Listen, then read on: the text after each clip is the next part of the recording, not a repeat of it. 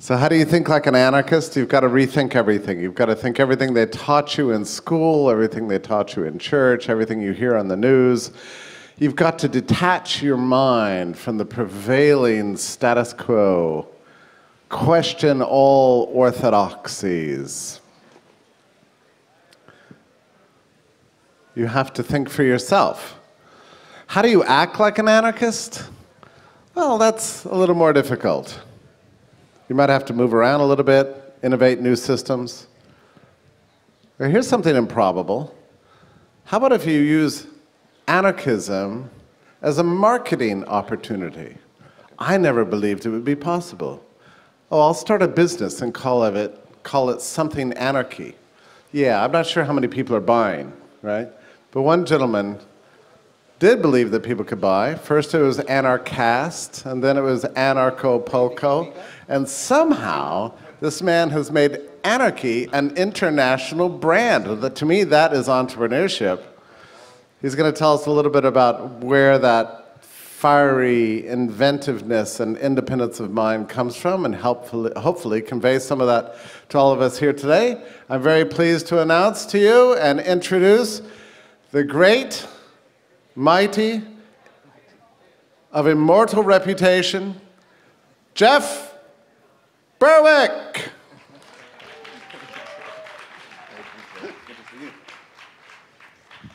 Oh, thank you very much. It was like a week ago or less, I was speaking in a similar size audience at something called United We Stand at College Station in Texas. It was about 15 people. I'm just trying to do the count real quick here. So now I'm speaking in front of 15 people here in San Diego. So either Liberty is going really well and people just don't even need to show up anymore, or it's going really bad.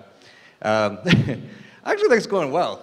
Well, I don't know, this is like my world tour of speaking in front of basically nobody. Next week I'll be in, name some shit town, California, in front of a bunch of chairs, self-aggrandizing myself. I have Jeffrey Tucker introduce me every time. Mighty, great, Jeff Berwick, and I speak in the chairs. That's what I do, just what I do. No, but I think things are actually going well, but you know, I said this last week at this other event. It's like the people here in the US are so, I don't know, maybe I should use this keeps cut.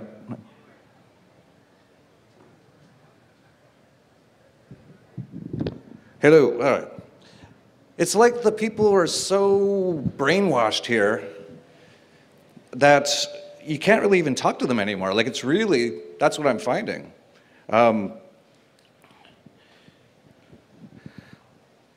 It's almost come to the point where it's pretty much like they don't hear us at all anymore. They're just gone. I don't know why. Well, I do kind of know why. Fluoridization, there's nice chemtrails here today. Vaccinations, 12 years of government indoctrination camps, television programming, propaganda from Hollywood. Yeah, I definitely know why.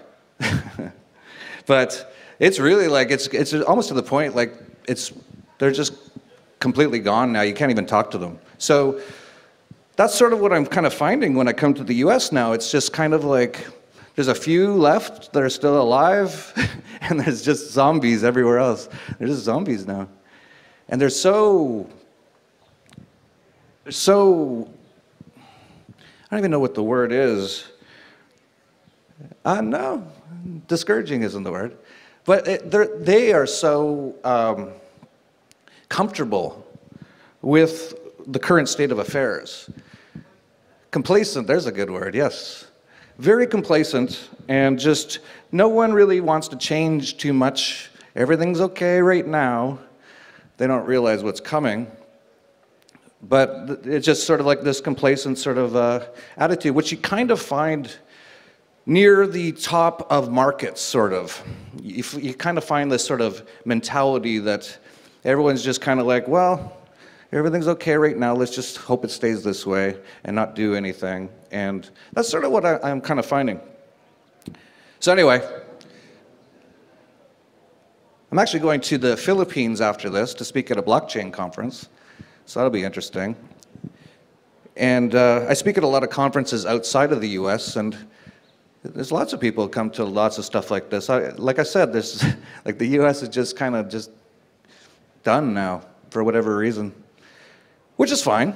And there's another reason too, and I think that people are just getting so used to just being on their phones and not actually going out and doing anything anymore. I think this is really becoming a thing, although they will show up if there's a sports ball game. They'll show up for certain things that they're programmed to show up to, but in general, your average person doesn't really get out of their house and do anything anymore. Nothing interesting anyway.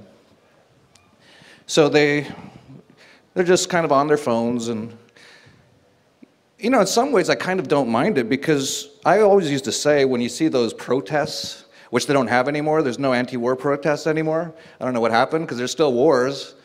There's just like no one's protesting it anymore. Like no one, zero. That's my point. Like they're just, where are they? They're just kind of gone. Where's the anti-war left? It's gone. There's still war there. They're still dropping bombs all the time. Of course, Donald Trump will get his Nobel Peace Prize for Dennis Rodman apparently talking to little Kim one time and telling him to relax. And so Donald Trump apparently will get a Nobel Peace Prize while his same organization is dropping bombs constantly in numerous countries, including Syria. Well, I could list the countries. It's got to be at least 10. So he'll get his Nobel Peace Prize too, so that's good. I don't even know what I'm talking about anymore. Oh, I actually did have a title for this speech, so I should talk about that. So,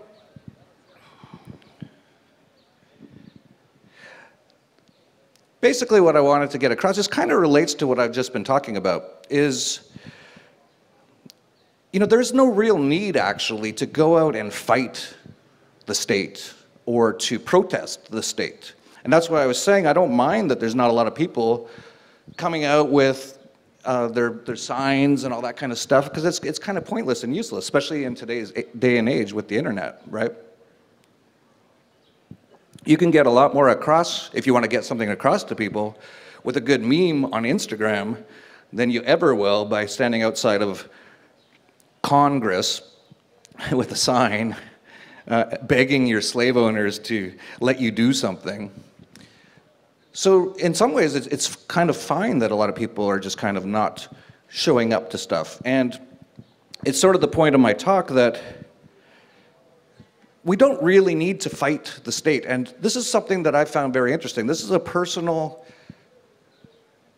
journey that I've been on quite publicly, that I've been learning so much about what's actually going on and what actually really works and what we should actually really be doing. And it's definitely, when I first started, like many of you probably know, I have a conference called Acapulco in Mexico. And when we first started that, it was 4 years ago, and there was only about 150 people. It was still actually pretty good, considering. And most of the attitude, even then, that was just 4 years ago, was very, the government sucks, let's get some drinks, it's horrible. That was basically it. That was the whole thing. I was drunk the entire conference.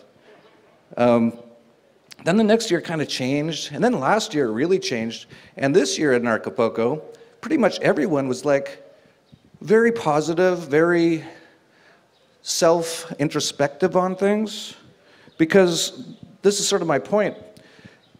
You can't really change this system by yelling at it or getting angry with it. In fact, if you get angry too much, you're just going to bring your own energy down, your own vibration.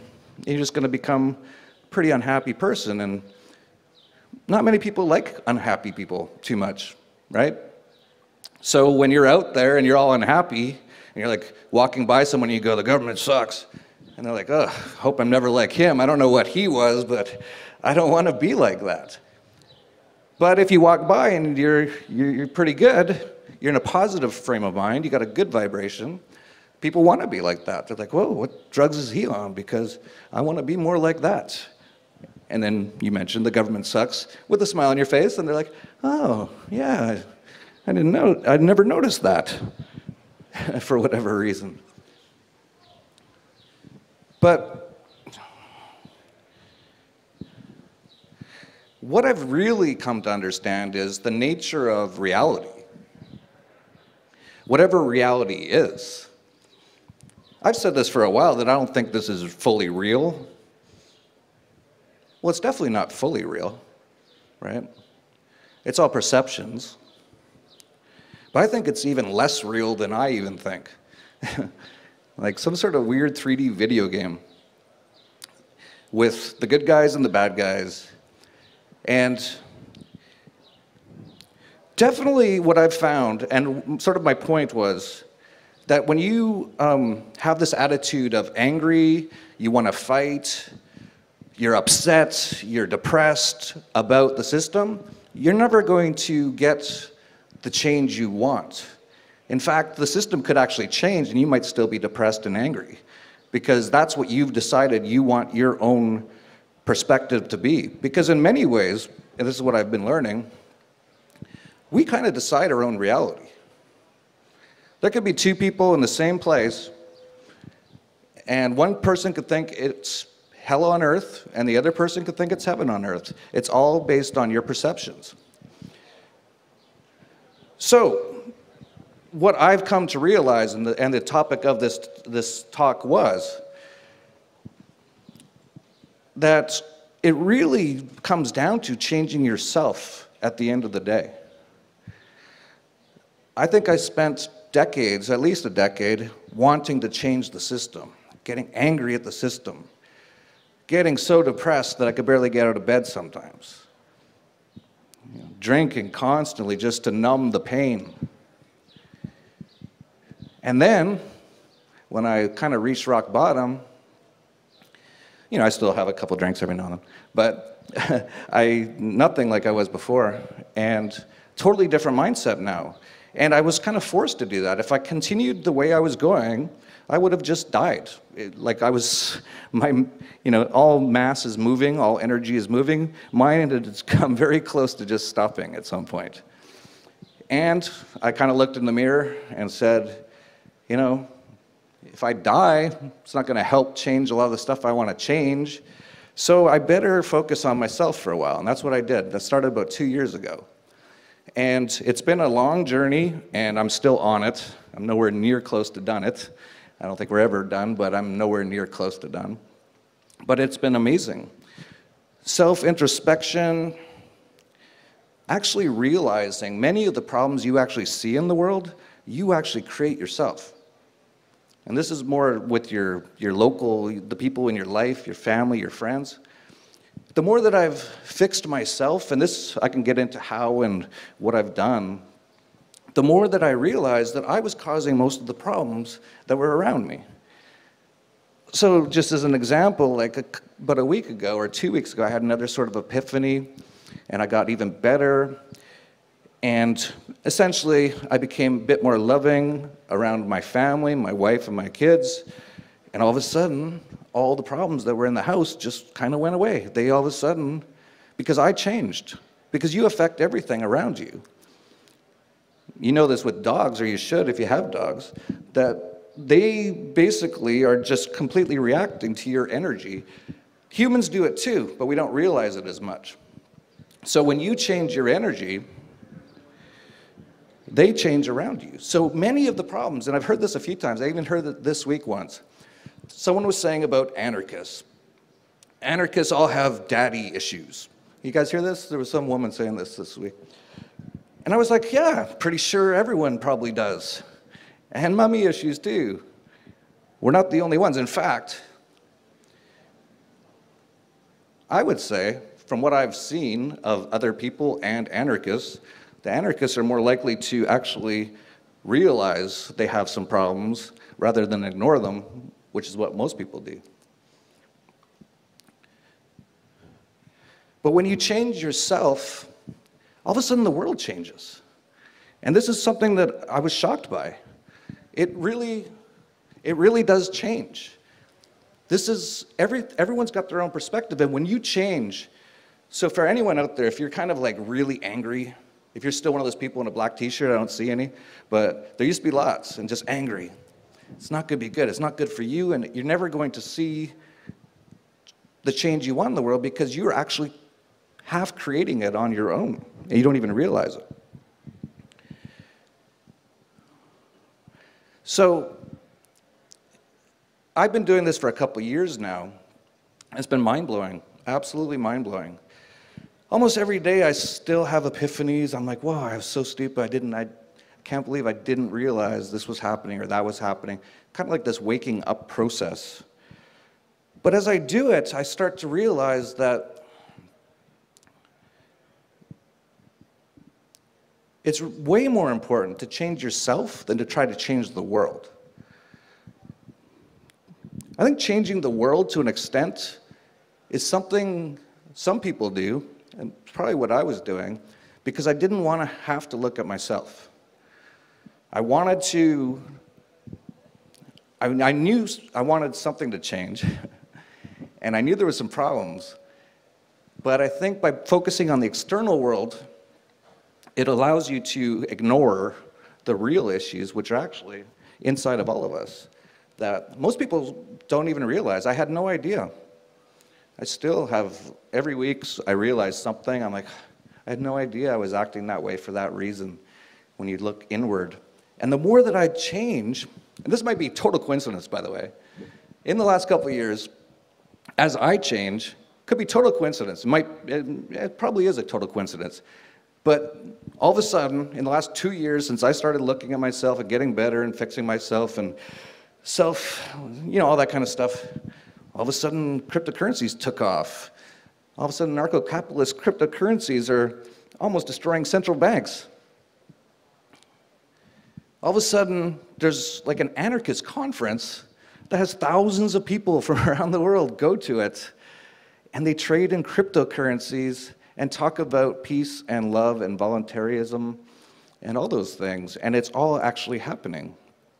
Sometimes I wonder, maybe in some weird way, through changing myself, those things changed.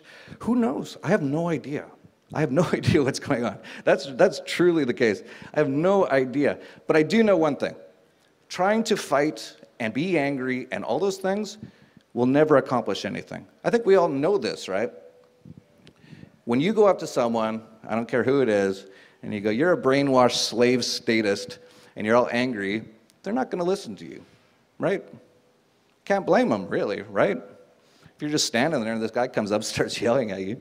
But if you come up and you're just very nice and you're very open and have a very nice conversation, they might listen to you in that way. And it's really amazing. As you do that, you might not even realize, as you get yourself better too, you raise your vibration, all of a sudden, everything starts changing around you. Those people start listening all of a sudden. All of a sudden, your whole world changes. It's really quite amazing. So, it's been quite amazing for me because I remember when I kind of made the choice to be on this journey. It was around 2009, and I said, I've been just not doing much for a couple of years. I've been traveling the world. It's time for me to find my passion and do something I'm passionate about. And I remember thinking, well, that's freedom, that's anarchy, that's libertarianism, that's Austrian economics, that's my passion. And I started off with wanting to fight and angry and all these sort of things, and it didn't really work that much. And as soon as I started to change, everything around me started to change. It's really quite amazing. And it really comes down to, at the end of it, I think, well, there's no end, but learning to love yourself, which I had no idea was something to ever try to do. Some people, some hippies would be laughing like, you didn't know that's kind of what you should be doing? It's like, no one told me. They didn't tell me in those government indoctrination camps.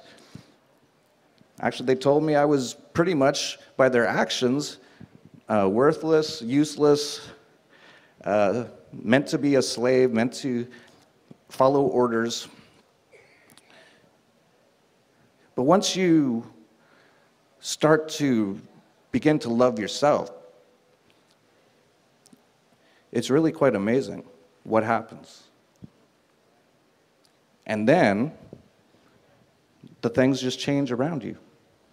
So if you haven't done these sort of things, this sort of self-work, some of you might be sitting there going, I don't know what he's talking about. What's he talking about, self-work? What's that even mean? That would have been me 2 years ago. You know, there's so many different ways to do it. Self-introspection, just spending some time every day thinking about what you're doing and why you're doing it. And it can be in the form of meditation, it can be in the form of prayer, it can be in the form of many different things. It can even be in the form of psychedelics, like ayahuasca or iboga, or all those sort of things. They're all different ways to basically look inward. And from what I found is that has been by far the most important or enjoyable, or there's a word I'm looking for, journey that I never even knew was a journey to be on when I first started. Because all I wanted to do was change the world. I didn't realize till the last couple of years that really I needed to change myself. And the more that people like ourselves who really believe in freedom can do that, I really believe that's how we change the world. So I don't know how much time I got. I actually got tons of time. Oh man, they gave me 45 minutes. Ooh. I don't know what else to say, really.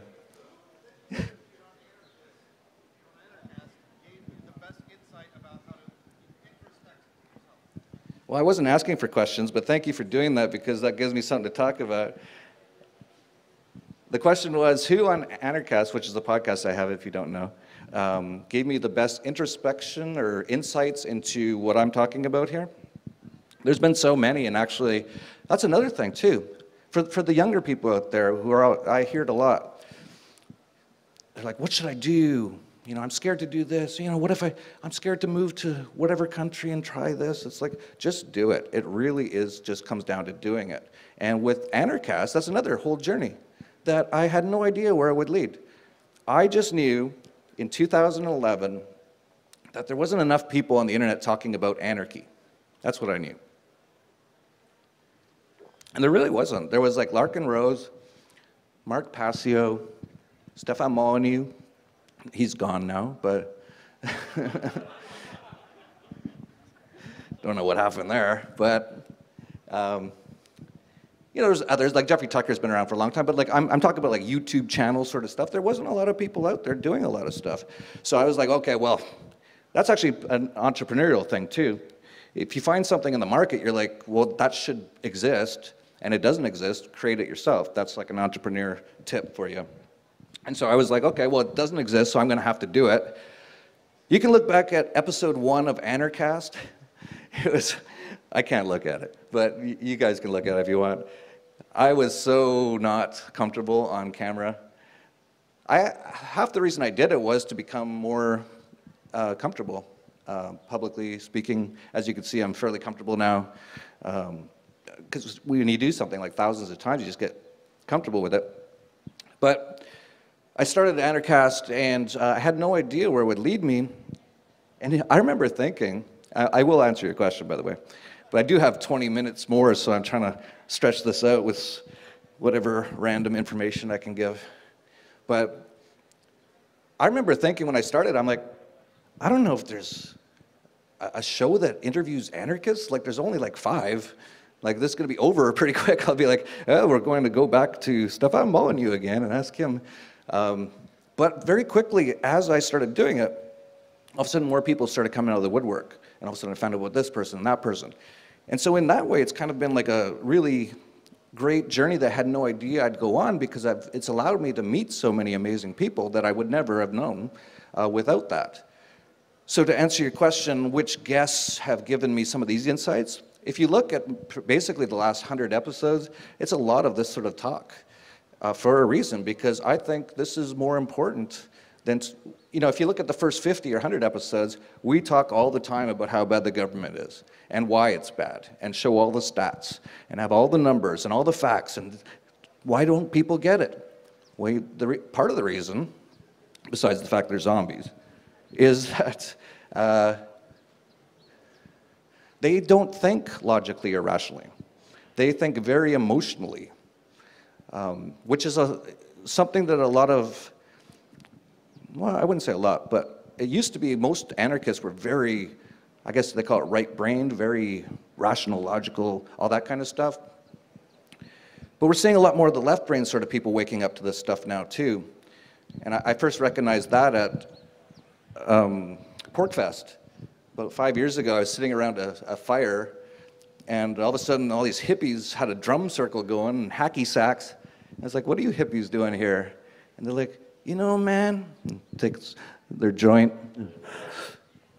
One day I just realized it's all about the non-aggression principle, man. And I was like, yeah, you're right, yeah. And then all of a sudden, the left sort of people came into this sort of area. So, to answer your question, there's so many guests that really, part of my point was that at Anarchapulco this year, I think almost every speaker kind of touched on what I'm touching on right now.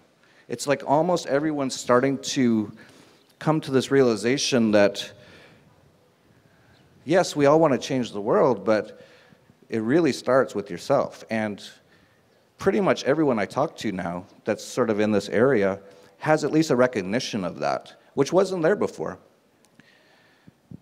And it's funny because if you talk to your average statist, Republican or Democrat or whatever flavor they are, they don't think this way, most of them.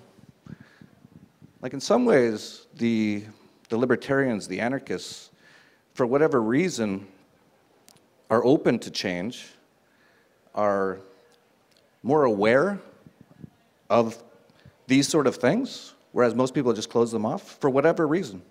So I think that answered your question. Hopefully there's more questions, or hopefully someone takes me off the stage soon. Please, question? Anything?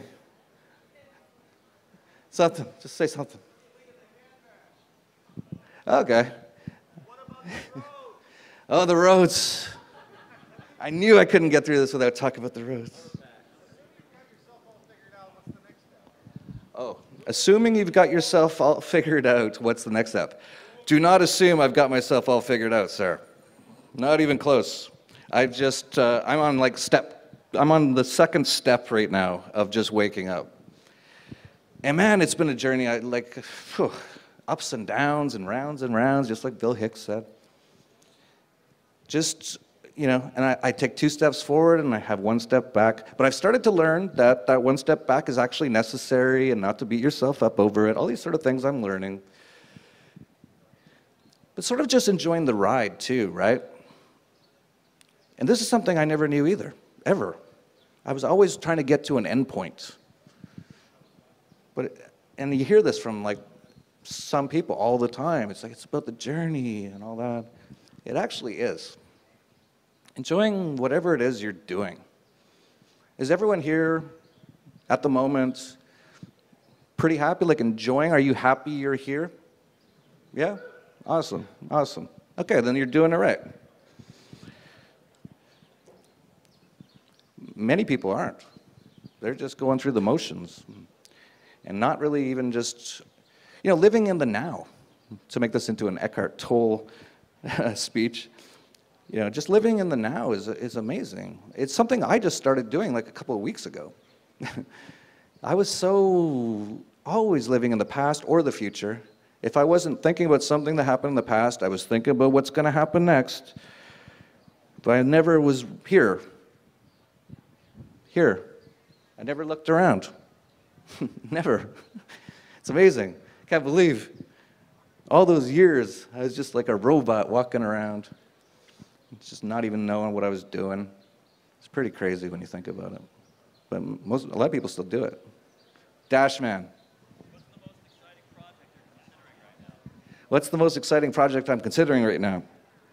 Well, I have to say, the cryptocurrency space blows your mind every day.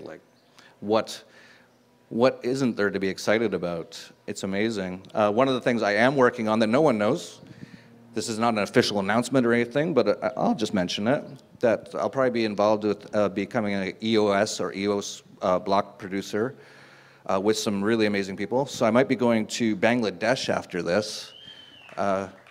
Is that for Bangladesh or for EOS? Or? Oh, block producer? Yeah. So yeah, that's something that I'm kind of excited about. I'm super excited about EOS, I don't know what you call it. What is a block producer? Yeah, good question. What is a block producer? You want me to get all technical up on your ass? I actually don't even know. I don't run the computers. Yep.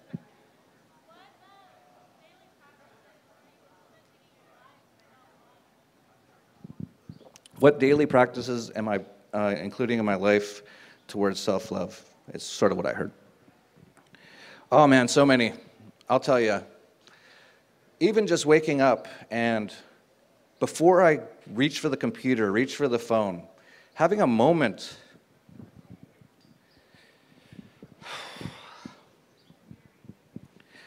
to feel grateful.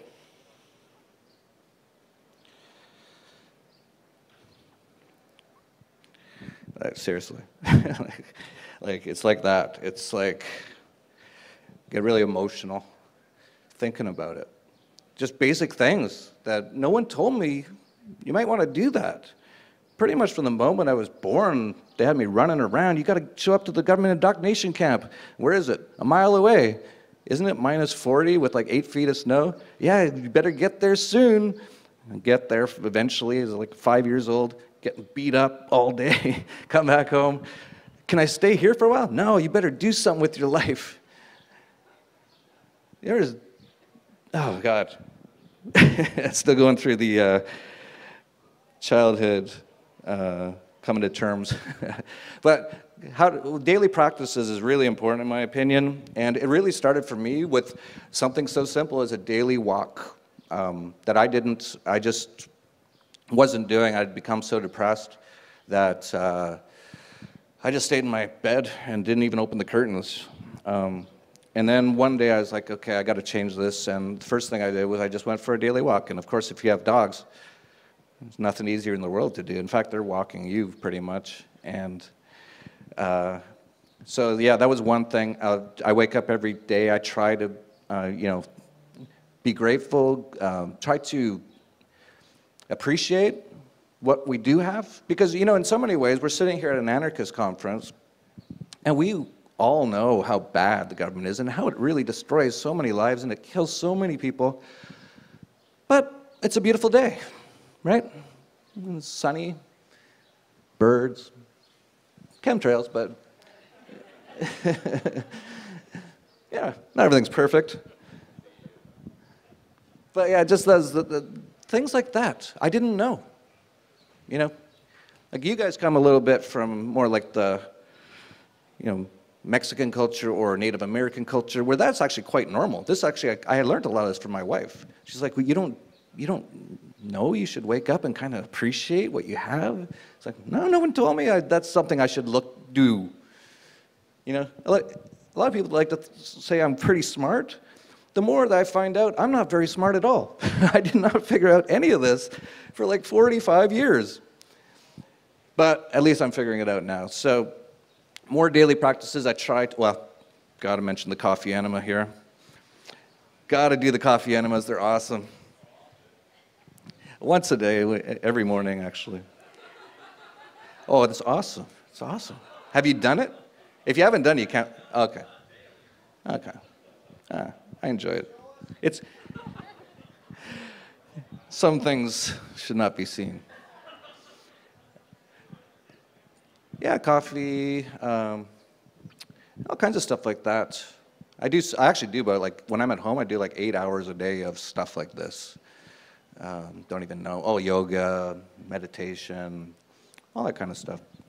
But even just if you're not doing any of this stuff, just start. Just, take a moment. Many of us in this culture don't really stop to think. We're just running, and that's actually on purpose. And then we can talk about, see, this is what I would have been like 5 years ago. I'd be like, look, it's all on purpose. They get you in the government indoctrination camps. They got you paying your extortion fees. The mom can't even stay at home with the kids because you both got to work to pay your taxes, and the central bank's doing all the inflation. That's what I would have said in the past. But it's true. That is exactly what's going on. But many people just don't even stop to think. And I can hardly even blame them. But that'd be my advice, is to think about these things. It's probably the most important thing that you can do, is kind of take care of yourself. And I didn't know you were supposed to do that. In fact, from all the information I had gathered my whole life, I wasn't even supposed to like myself. That was not even supposed to be something that I was supposed to try to do. I was supposed to think I was not that great and act that way. So man. Still 10 minutes? About 30 years ago plus, I quit drinking.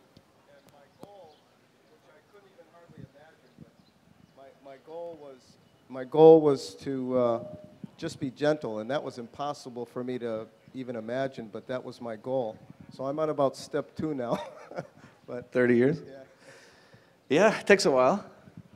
Isn't that funny? It's such a simple goal, right? Just be gentle. But even though I'm on step 2 of being gentle, it's still a hell of a lot better than what it was, you know? Absolutely.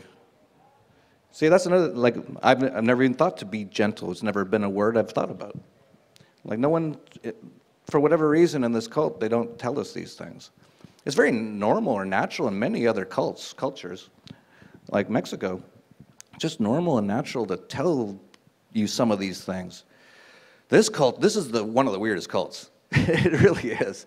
Like, there's nothing, it's so, they separate people so much. Like, there's no feeling, there's no community, there's no love, there's no nothing.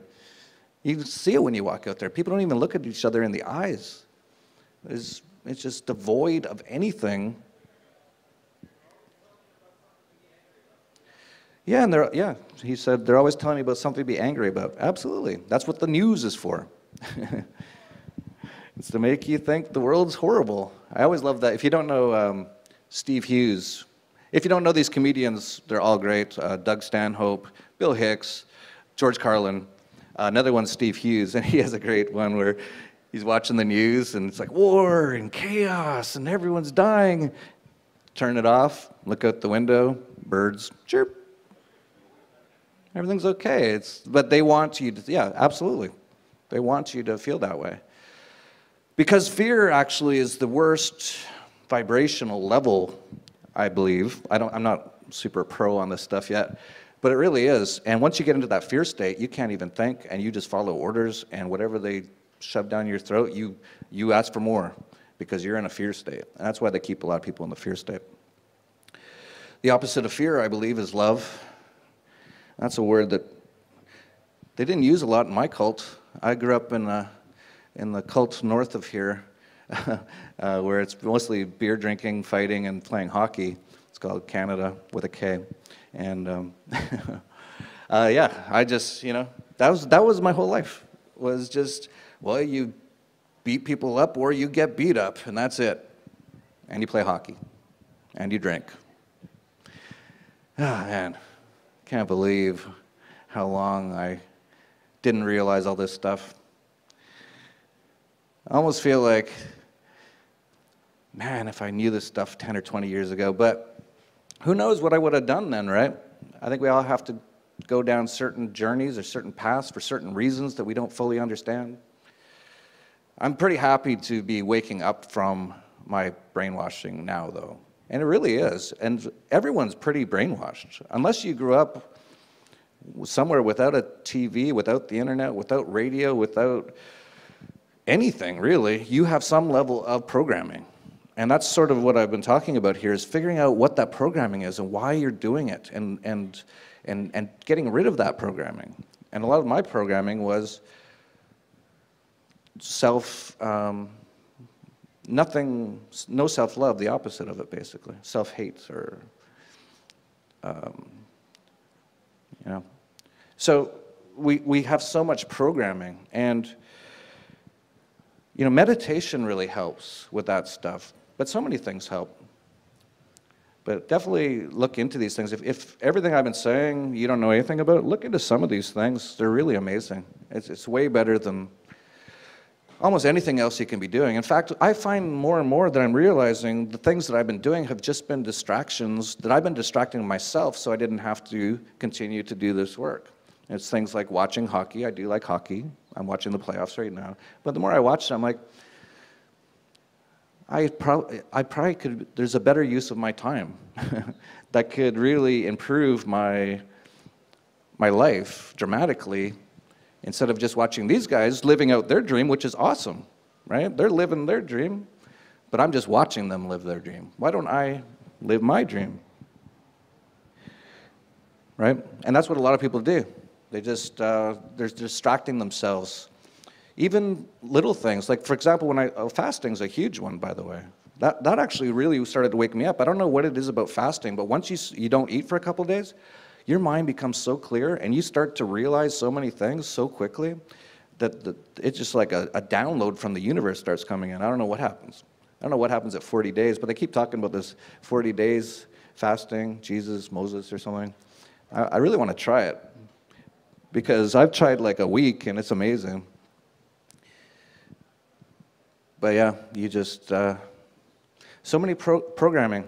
Oh, so I was on the fast, and little things you don't realize until you do them. That's why I always say it's so important just to do things, because you don't know what it's going to be like until you do it. So I remember thinking what most people thought. When I heard about fasting, I was like, I could never do that.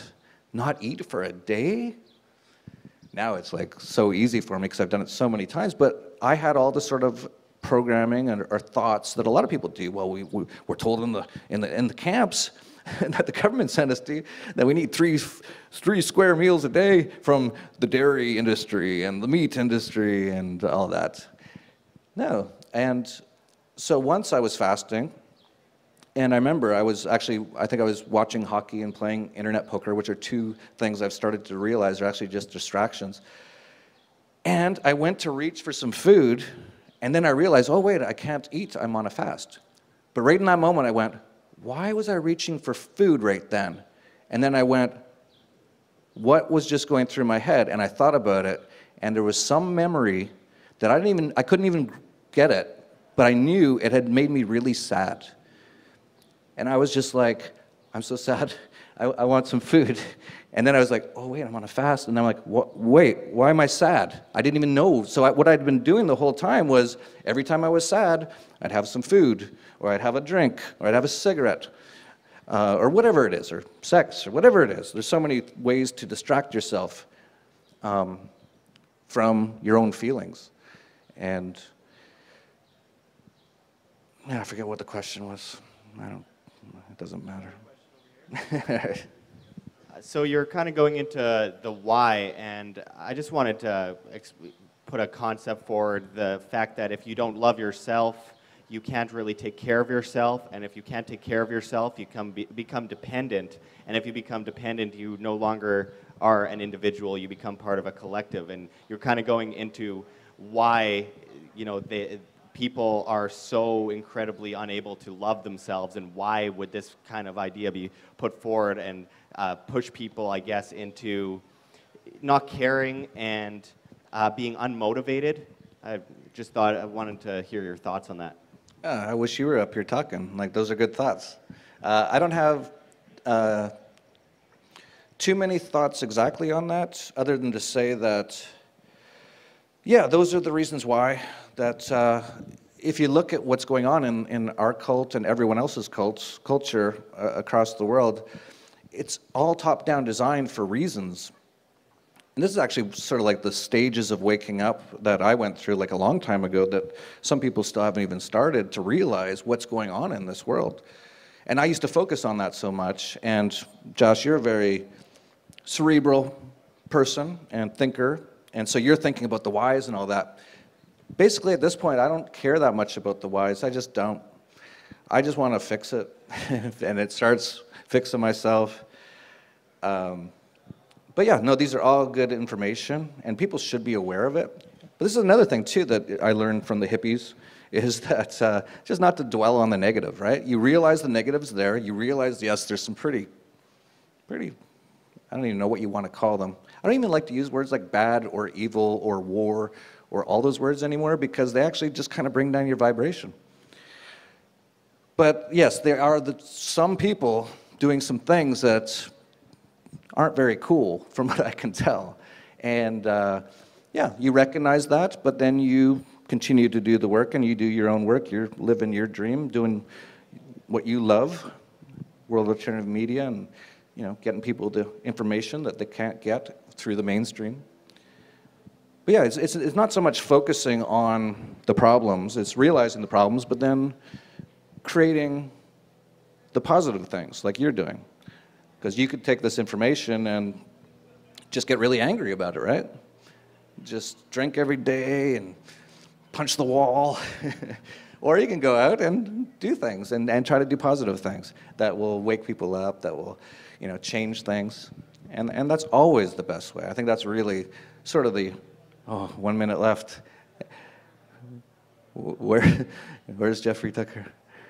Oh God, are you serious? Oh, he said there's 15 minutes of Q&A. Like, please. Not that I don't mind talking to y'all. I was just in Texas, but I don't know. I just don't really want to be up here too long. I'd rather listen to other people. I've heard all this before. It's all in my head all day. All right, so I got a minute. No one's coming. Anything else? Anyone have any complaints? Anyone have any complaints? Yeah, all right. Let's hear the complaints. I'll see what I can do to rectify the problems. Please, someone save me. Someone coming? I should stay here. If I just leave, it'd be awkward, I guess. Nope, not doing the Bitcoin rap. I would always suggest it's worked for me is never take anything personally, even if it's meant to be personal. That's actually something I knew decades ago. For some reason, I figured that one out. Not to take things personally, even if it's meant to be personal. Because so many people do that, right? When, could say, I don't like what you're doing at Wham. Well, a lot of people would be like, well, he's personally attacking me. Don't think of it that way. And in fact, I like it when people criticize me or point out things that they don't like about what I'm doing. At the very least, it's something to think about for me. I never get angry when someone says, oh, you suck, Berwick. Well, that's not very helpful, but like, they might say, oh, you don't plan your speeches very well, Berwick. And I'll be like, maybe I should plan the speeches, I don't get angry. It's like, you shut up. No, it's like, it's good information or useless information, but it's nothing to get all upset about. Okay. Someone, you going to take the mic? Or can I introduce the next person? Or what do you want to do? Yep. Okay, good. Thank you. First, ladies and gentlemen, let's give a warm round of applause for Jeff Berwick.